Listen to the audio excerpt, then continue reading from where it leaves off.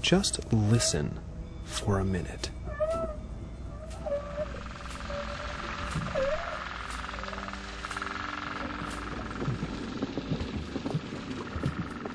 Most people think that the ocean is silent, that it's something very quiet and dark.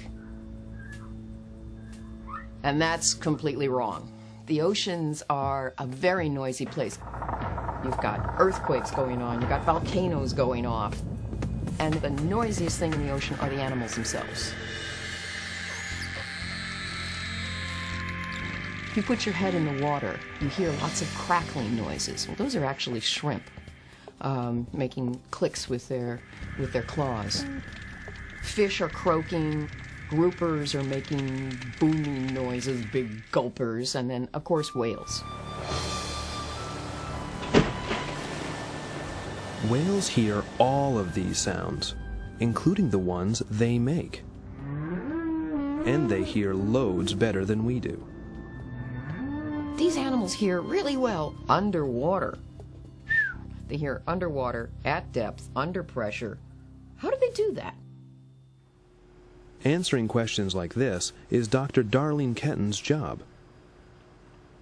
She's a marine biologist who works hard and loves her work. This is probably as close as I'm ever going to get to outer space. I would love to go to another world.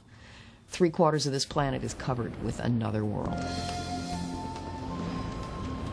Hearing well is even more important in this other world than it is in ours on land. The oceans are perpetually dim. Light doesn't penetrate water that well. So if they use their eyes primarily, they wouldn't get much information. All animals need to know where their food is, where their family is, where there might be danger. If you can't see these things, you listen for them. If you think about it, you both actively and passively listen. If I'm not boring you, you're actively listening to what I'm saying. But if somebody in the background says your name, you'll hear it. Because your ears are monitoring the world. And so are the ears of whales. But where are those ears? We can't see them. We call what's on the outside of our head an ear, but that's not the hearing part. The hearing part is on the inside, for us and for whales. This is us, and our ears are in here, in this little bone, right in this immediate area. But this is a blue whale ear. This is just the blue whale ear. And as you can see, it's an ear that's just about the size of our head. These giant ear bones and our tiny ear bones get sound to the brain. That happens inside our skulls. We have open ear canals that let sound into our ear bones. But whales and dolphins don't. Without an ear canal, how does sound get in? Dr. Ketten really wanted to know. Scientists have to be both nosy and curious. I want to know what happened. I want to know why it happens. I want to know how it happens. She looked at the insides of dozens and dozens of whale and dolphin heads. She noticed something strange inside their heads. Long packets of fat leading to their ear bones. So they've got these canals that are kind of like rabbit ears, except they're long ones going out their jaws.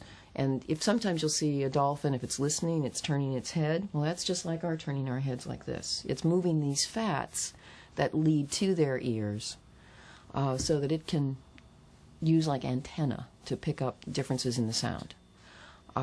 So how does the sound get into the head? Through the skin, into these fat channels that are evolved over 50 million years.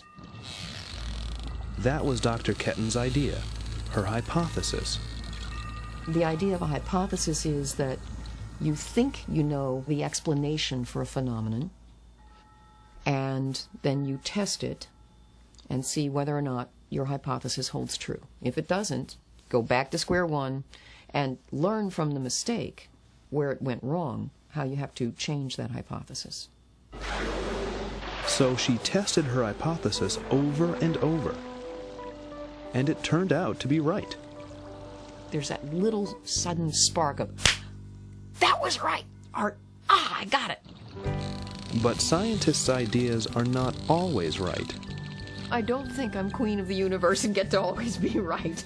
That's exactly not the case. In fact, the most interesting things are when you're very wrong and you find out a new surprise.